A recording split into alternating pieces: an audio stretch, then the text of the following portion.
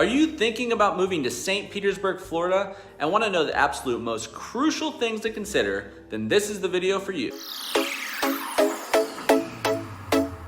Hey, I'm Adam Hancock, licensed real estate agent in Southwest Florida and longtime finance professional. Real quick though, make sure you hit the like button, subscribe, and check out the description box below for tons of helpful resources, including our weekly newsletter. All right, in today's video, we're going to be back talking about one of my favorite places, an area with incredible growth over the last few years.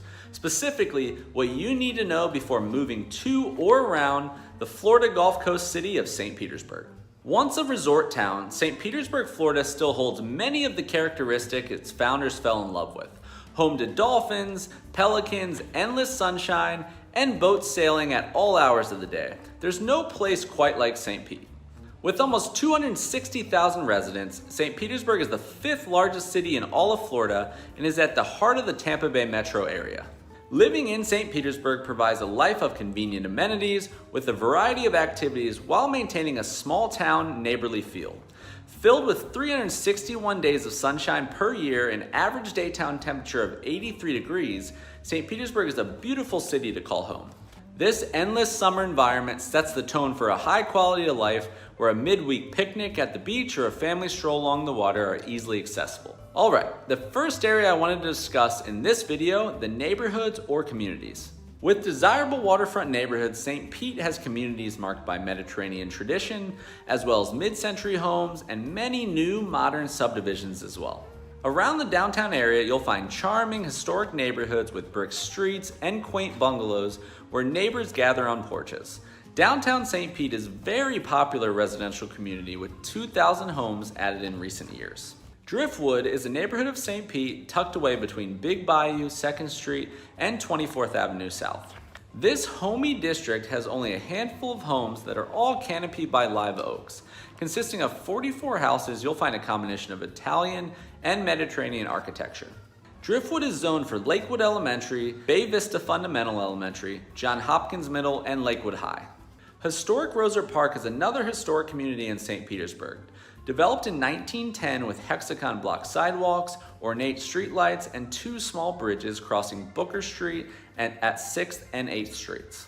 Located on the south side of downtown, historic Roser Park is marked by the sloping hills, winding creek, luscious plants, and narrow brick streets, comprised of bungalows, chalets, cottages, stately houses, and the Mayor Bradshaw Mansion. This eclectic community holds 144 homes. This district is zoned for Campbell Park Elementary, Melrose Elementary, Johns Hopkins Middle, and Gibbs High School. Moving on to Jungle Prada. This neighborhood is situated on the historic western section of St. Pete between Park Street and Country Club Road North. Though most of the city is a grid with numbered streets, Jungle Prada has named streets such as Elbow Lane and Garden Avenue. This community also holds some of the largest lots in St. Petersburg. A unique feature of Jungle Prada is one of the most well-preserved prehistoric Native American sites in the state. The Navez Anderson Mound is located within the neighborhood boundaries. Also, it is not uncommon for residents to have peacocks wander through their yards. It is estimated that there's about 70 peacocks that call Jungle Prada their home. With 440 homes in this community, you will find many antique street signs and markers to guide you through the historical district. Jungle Prada is zoned for Azalea Elementary, Tyrone, and Westgate Elementary, as well as Azalea Middle, Tyrone Middle, and Boca Ciega High. Our next St. Pete neighborhood to highlight is Greater Pinellas Point, which is at the southernmost point of Pinellas County. Famous for its pink streets, this area was developed in the 1940s when pink concrete was poured to create wide streets such as Serpentine Drive. Greater Pinellas Point has several pines and natural vegetation.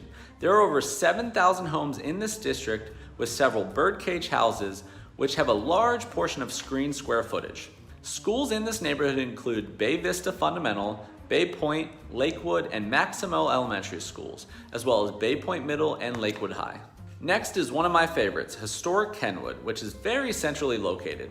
Sitting just 1 mile west of downtown, this community is highly saturated with craftsman-style bungalows with hexagon block sidewalks. It's no surprise this quaint district is home to the popular Bungalow Fest, which is an annual citywide event showcasing the homes in Kenwood. At any given time, you will find oaks and flowering trees giving shade over this picturesque brick streets. There are just under 1,500 total homes in the Kenwood area.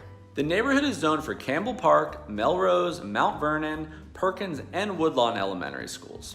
Middle schools in the area include John Hopkins Middle and Lilleman Innovation Academy, which is grades 6 through 12. St. Pete High is also in this district with its world-renowned International Baccalaureate program. Moving on to Euclid St. Paul, which is another historic neighborhood right in the middle of St. Petersburg. This is a diverse, easygoing community with a variety of home styles. One appeal to living in this district is definitely the proximity. It's close enough to bike to downtown, as well as its walking distance from Crescent Lake. The Tampa Bay Rays Stadium Tropicana Field is only 11 blocks away. This close-knit neighborhood holds over 1,100 homes and everyone gathers pretty often. One example of this is the Ladies of Euclid, which is a community of women in the neighborhood who meet monthly to catch up and do crafts together. They've also been known to regularly host porch parties to get to know the neighbors and host the annual Haunted Hike, a fundraiser offering tours through Euclid. Schools close by include Woodlawn Elementary and St. Petersburg High. Last but not least, we have St. Pete Heights, which is on the northern section of the heart of the city. Residents are proud of their community and all 555 homes have desirable locations. St. Pete Heights is zoned for New Heights, Woodlawn, and Mount Vernon Elementary, as well as St. Pete High. Okay, so real quick, I did want to say that this was just a handful of neighborhoods that St. Pete has to offer, with many more popular options such as Old Northeast, Snell Isle, etc. So please reach out if you're interested in any detail on anything we didn't highlight here. Okay, in the second area I wanted to discuss the St. Pete workforce. The St. Petersburg workforce has experienced significant growth and is made up of well-educated and highly trained employees. Businesses considering to expand or relocate to St. Pete will be happy to know there is a labor pool of more than 1.4 million people who are skilled employees marked by competitive wages. Also, Florida has a right to work and an employment at-will state. St. Petersburg has a compact urban environment, making it a sought-after destination for young professionals, entrepreneurs, and business owners. As a result, there's a higher percentage of residents with higher ed degrees in St. Pete in comparison to Florida or the US as a whole. And piggybacking on our workforce topic, our third area, the business environment. St. Petersburg has seen significant economic growth over the last 2 decades and has proven it is an excellent city to grow major industries in marine sciences, financial services, data analytics, creative arts, and more. Furthermore, St. Pete serves as the Florida High-Tech Corridor, which is one of the top 6 high-tech employment centers in the entire United States and consists of more than half of Florida's high-tech firms. The city is part of one of the biggest consumer markets in Florida and ranks as the 13th largest television market in the nation. All of these factors go to show that St. Petersburg is a mature marketplace with the means to develop an extensive network of business partners. The strong business environment makes it a leader in the state in buying power, retail sales, food sales, bank deposits, and consumable goods. The St. Petersburg community really works to cultivate a diverse economy with a high quality of life as its foundation and an attractive working environment at the forefront. Okay, moving on to number 4, things to do in St. Petersburg, Florida. There are truly so many things to see and experience in St. Petersburg. You will never get bored living in this city. One of the main contributors to local culture is St. Pete's art scene, highlighted by 6 different art districts. The Warehouse Arts District is a community where art is created. It's the perfect place to stroll through galleries or attend one of the many year-round arts festivals. The district also features an outdoor theater and is home to multiple theater companies. There are also several acclaimed museums in St. Petersburg, including the Dali Museum and the Museum of Fine Arts. For an evening of music, visit the Florida Orchestra, which is located at the city's Mahaffey Theater. Changing gears just a bit, the pleasant year-round temperatures and close beaches provide endless recreational activities.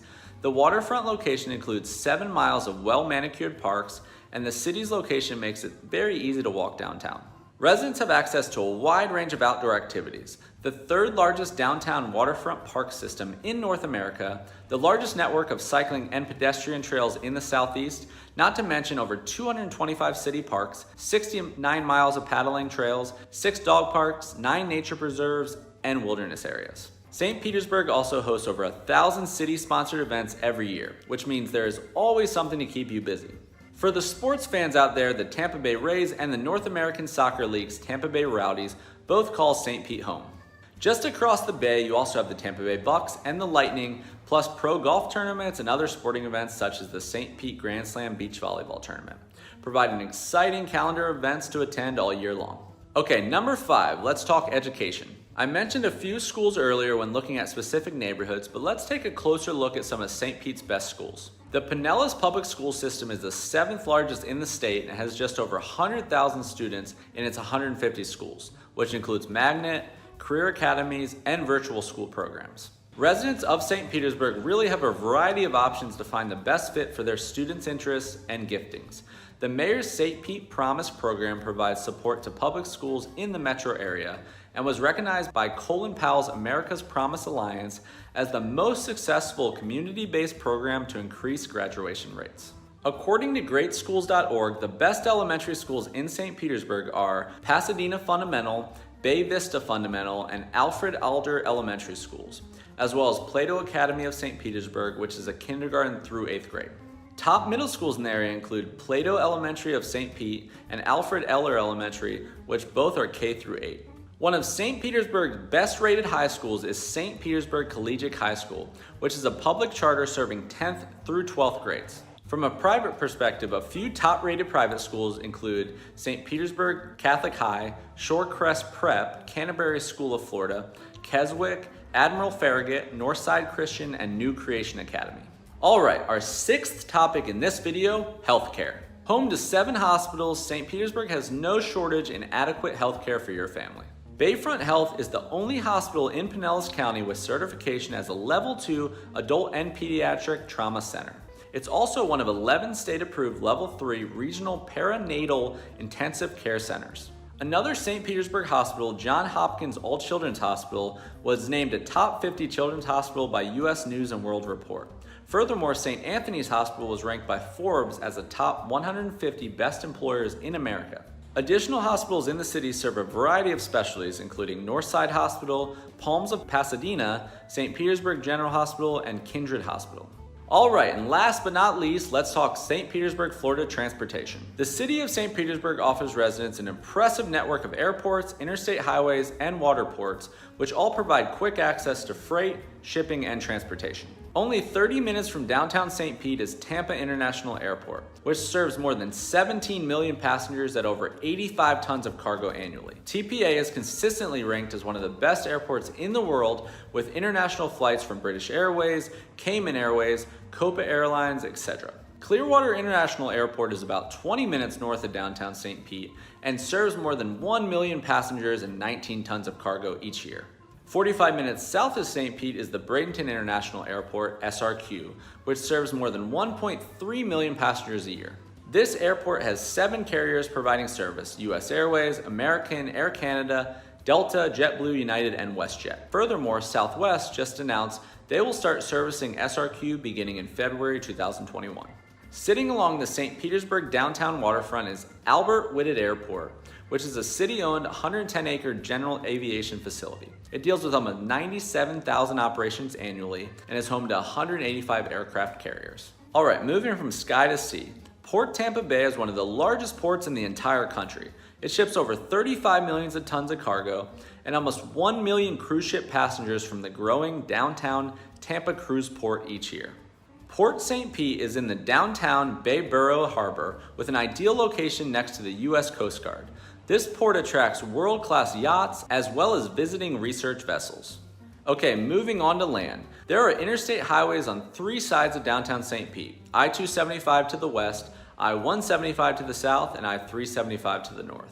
When it comes to public transit, the city is served by Pinellas Suncoast Transit Agency, which has more than 200 vehicles and transports 14.5 million people annually. This is a convenient, reliable, and affordable means of transportation and is countywide.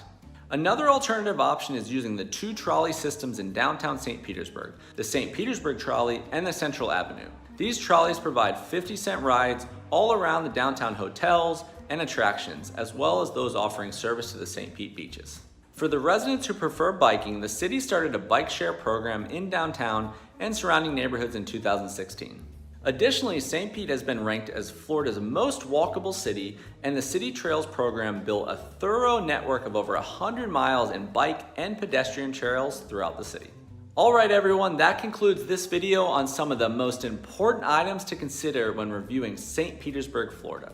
If this was helpful at all, please let me know, hit the like button, leave a comment, and maybe even subscribe.